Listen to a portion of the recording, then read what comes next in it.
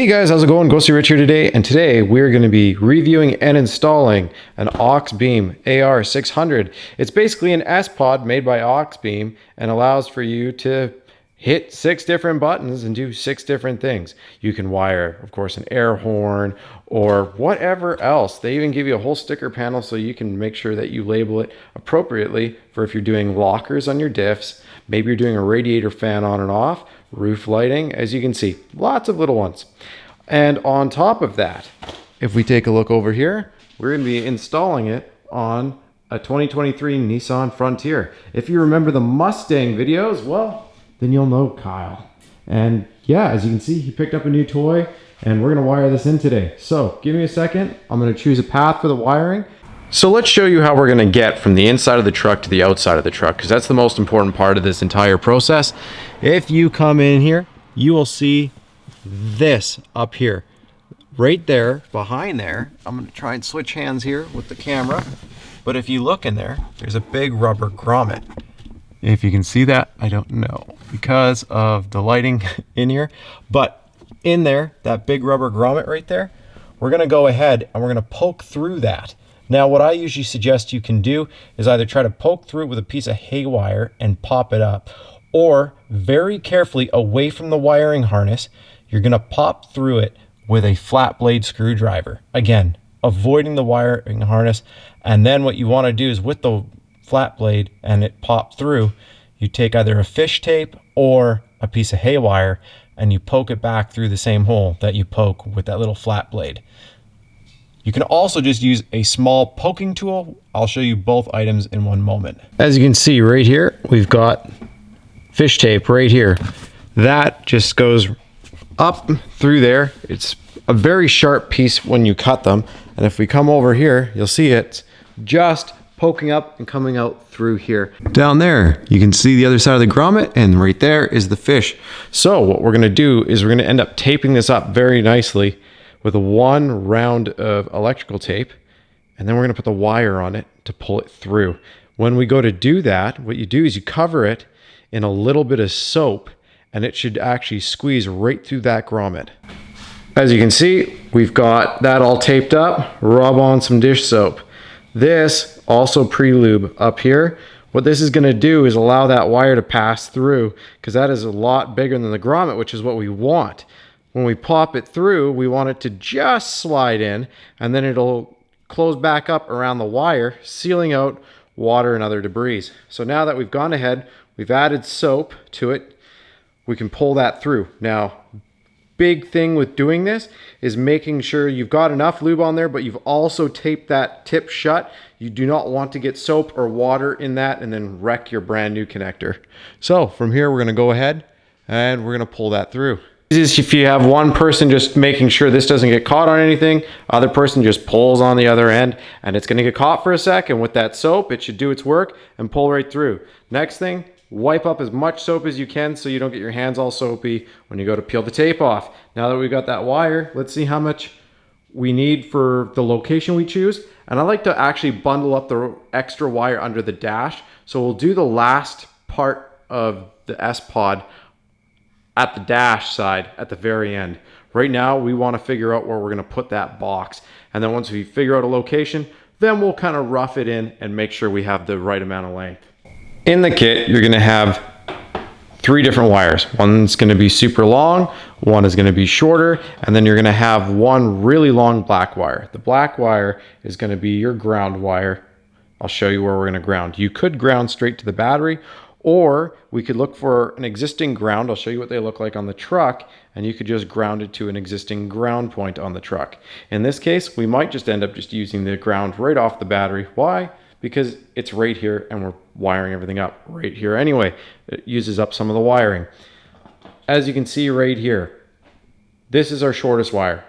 I would recommend using your shortest wire to go from your battery to your circuit breaker, which is right here. What we're gonna do first is get everything sort of mounted, and then there's 2 things you can do. You can cut these wires to length and re-crimp tips on. Today, I don't really have any tips, I don't think. I'm gonna take a look through my box, but if you do, I suggest cutting these wires to length. You do not want extra just lying around in the engine bay. especially on your main power lead, because if this gets crimped or shorts out, this goes straight to your battery. It bypasses your breaker. You do not want that.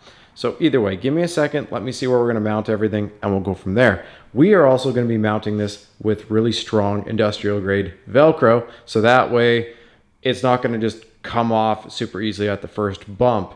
I highly suggest if you mount on these two boxes here that you make it with something removable, because if you go ahead and just slap it on with screws, one, you've now got a water leak into your fuse box and your relay box, and if you ever remove this system, you've got two existing holes and it looks pretty bad. So like I said, use Velcro. Let's go ahead and show you. Right here, this one's going to go onto here. You have to bend the connectors a little bit. This is our ground. It'll go there. Ground wire comes down through here. And if you take a look right here, you see that little silver plate right there? That is the frame ground. So I'll just take this and put that down there to the frame ground, and it'll come right up to here.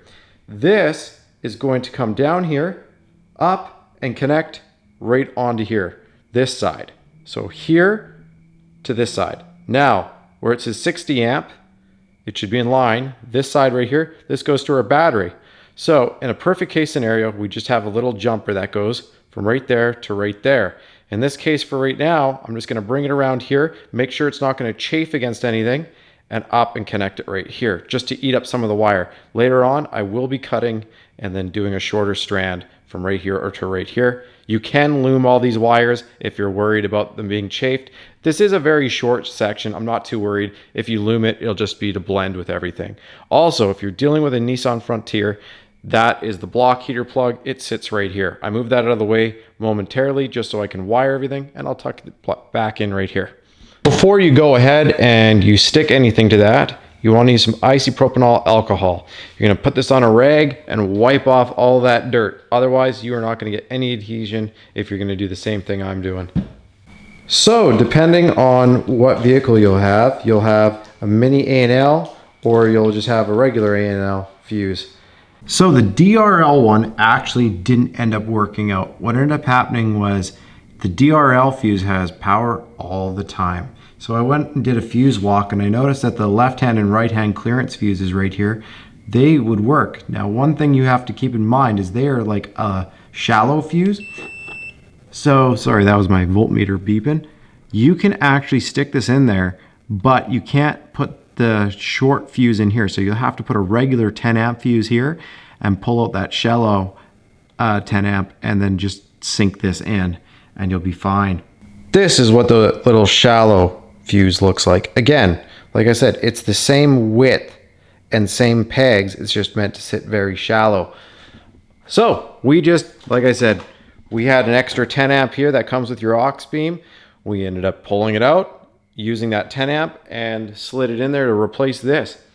Now we're going to go ahead and we're going to try a couple things to make sure that it loses power when the truck fully locks. Now, when you fully lock the truck, you'll notice these lights stay on. You will not lose power on the Auxbeam until these lights go out as well. And you'll notice that. Neat is they give you a couple fuses, so you can go ahead and this little puller, which is perfect, you can use to pull out the existing fuses. So that's handy to have in the kit. So cool thing with their hardware, I just put the positive on, pretty easy. Positives positive, negatives negative. Whatever you do, don't use Loctite on these screws. You're probably wondering, well Rich, why? Because if you use Loctite, it can actually be a ground inhibitor. You don't want that to be a thing, and you don't want it to also keep it from making contact or full contact for the positive wire. So again, don't use Loctite. These also have, as you can see, it's like little pinch points, and same with here. This is kind of graded. That will help grab the connector and help make sure the screw doesn't back out. They also put a rubber kind of substance on here, which will draw right through. So even if this backed up a little bit, it should still be holding. If you were to add a little bit of Loctite, just if you have any power issues or flickering issues, that's probably why, because this isn't making a good enough connection. Again, flat part like this, and you'll see that it's kind of, I haven't Velcroed this yet, but you can see that it's kind of got a nub on here. The nub aims down, flat part up, and then it locks in kind of like that. I'm gonna go ahead, tie this quickly in, and this is pretty self-explanatory. Plug the 2 connector in here, the 4 connector in here, and wire up our pod lighting afterwards. So for right now, until I trim stuff up, as you can see, this one comes around here, loops up, and goes to the top of our fuse block right here. I have it reset so that way there is no power going through the system yet. This side, which is under the 60 amp, goes here, down, and up into the S-Pod. Right here is our black ground wire. It goes down under here and to that ground down there. I pulled that 10 mil out and I put that 10 mil bolt on. We've already got those plugged in. I quickly went and took that braided line. Remember what I said I was going to do? I kept it nice, brought it up here, and I actually zap strapped it behind the factory wire loom so you can't even see it. I literally just tucked it in and used the zap straps they give you for free. Some people are going to be like, oh, those are not zap strap, those are zip ties. You go ahead and say them any way you want. From here, now we have all the extra right here. We're going to figure out where we want to mount our pod. And from there, we can try and test it, turn it on, do a couple things, and then we'll also add some lights so we can test.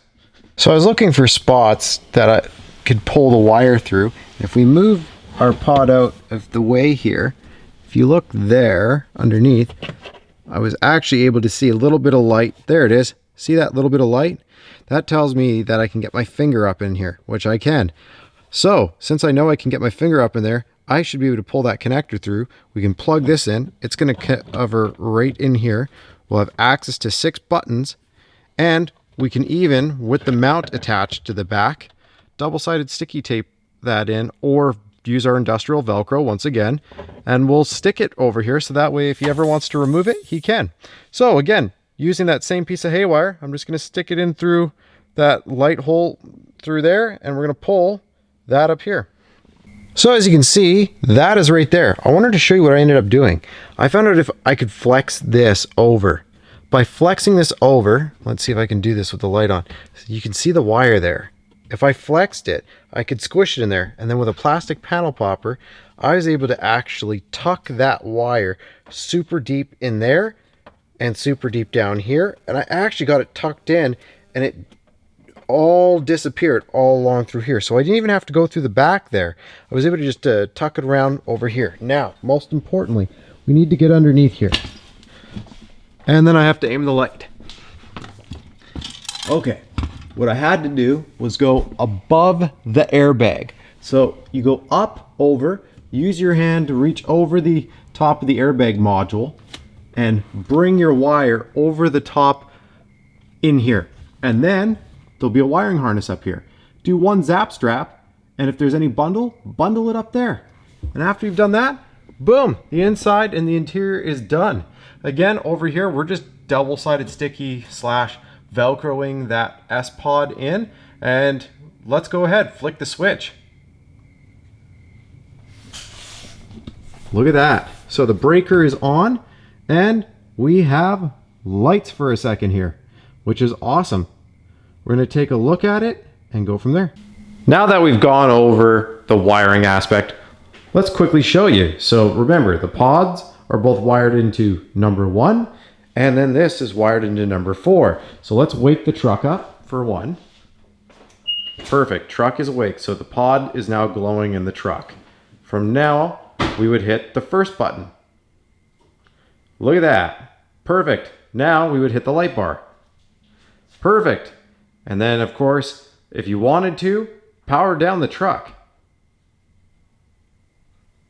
And now, as you can see, even going into accessory mode, since it cuts power for 1 sec, it actually reset the S-Pod. So from here, you could power on the lights. Perfect. And then if he actually turns off the truck, what'll happen is truck will go into sleep mode and everything should turn off. See? Just like that. Now when he fires the truck back up, you can go ahead and put power on the truck there. You can see that just that goes on. The S-Pod will automatically leave those lights off. And then he can go ahead and power them back on manually. See? Just like that. And then now you can label them inside the vehicle, and that's all she wrote. Again, you have 6 spots on here to put items. You can either wire lights individually if they are high amperage lights, or you can, of course, like I said, you can combine the lights, just don't exceed the amperage by adding the 2 lights amperage together. And that's all there is to this. Now, you're probably wondering, Rich, why do you have this whole wired hunky-dory like this? Well, it's because Kyle's going to be actually adding a few items different. One of the cool things he's going to be doing is actually this whole bottom piece is going to get replaced, and he's adding in a light strip. If we come over here, do you still have that up on your phone? He's going to load that up here in a second, and I will show you guys. But yes, that's going to be one of the items. And again, he could wire on, if you wanted, rock lights to the bottom. The best part is, you don't have to have a whole whack load of relays there anymore. You just have that one central unit, and he can add and remove things as he wishes. Like I said, extra battery kits, battery isolator. Heck, he could even run an after run fan. So let's say you go off-roading and you're worried about the fact that your coolant's still too warm in your radiator. You could do a manual wire to your radiator or add an extra fan and have it pumping air through. You could even run an after run pump for if you had a turbo. So that way it would either run oil or run coolant through even when your motor is turned off. You got that popped up. Let's take a quick look. Take a look at that. So as you can see, it's going to have some lighting right here. And is that a winch spot? That's sweet. CBI covert bumper for the front here. So if you're interested in seeing the install of that, you can go ahead and wait and see what Kyle throws up on his channel and go from there. But at least we've wired to this point. From this point, it's just up to you to wire lights. If you go with some pillar lights or whatnot, all you would simply do is run the wire, keep it nice and clean, loom it if you want to make sure it doesn't get chafed, and go to there. I hope this helped you on wiring it. As you can see, it's quite easy. You can't really mess it up, but being able to see a visual thing like this usually helps. I'm gonna simply clean this up, clip that cap back on, and we're done. Thanks again for watching. Press like if it helped you out. And again, go check out Kyle's channel over here. And his channel is on the side of his truck, which is just over here. Canadian Cruising. Thanks again for watching. One last thing for you to realize too is you've got these apps right here, Android and iOS. So you do have it for Apple and Androids. Go ahead, check out the app. It will give you some more options for this Spod, which is actually pretty cool. You can add strobing effects or maybe different things for igniting different switches at the same time. Who knows? Go and dig into the app and play around. That's what the app's called when you scan it. We'll see if it connects. I hit Bluetooth. It'll either hit here or we'll have to actually go, oh, I actually just found it. There it is, controller 6. You'll have to choose which one, and look at that. You can change the color of the buttons. Is it purple? Yeah, she's changing it. See, you can do this, and you can change it to whatever interior dash color, so you don't have to leave it the green. And as you can see, it's pretty fast. It's doing it live, real time. That's pretty neat. And then you can go ahead and change the default icon. Let's try this. Can I actually do, oh, I see. So I switch it here. It's not going to switch it on there, but you have it for yourself. So that way, once you sticker them, you can actually label them for yourself on here too. And hit water pump. Yeah. Okay, now that we've gone ahead and played with that for some reason, mode. You can go ahead and you can make it pulse and do certain things. This is all for the actual light itself. Let's see if I can actually, if I make it pulse, is it gonna, there we go. Yeah, you can play with this and play with the lights and the different modes. This is interesting. Just be careful. You don't want to shock your light too much, and it might be delayed depending on the ballast it's using. Anyways, that should be fine. There, that gives you a quick show of the app. It just allows you to edit this. Let's go ahead and switch that to white. Ooh, white is so bright. That might be a little bit bright for him. We'll take a look. Anyways, there you go. Last thing with this app. Let's say you had to use 2 spots because your lights draw too much amps. Go ahead, you would just hit group this, and I'm guessing you can edit group, hit here, and then you can group them together. I'm not going to press save on that because I don't want it to save it, but that's how you would group 2 switches together.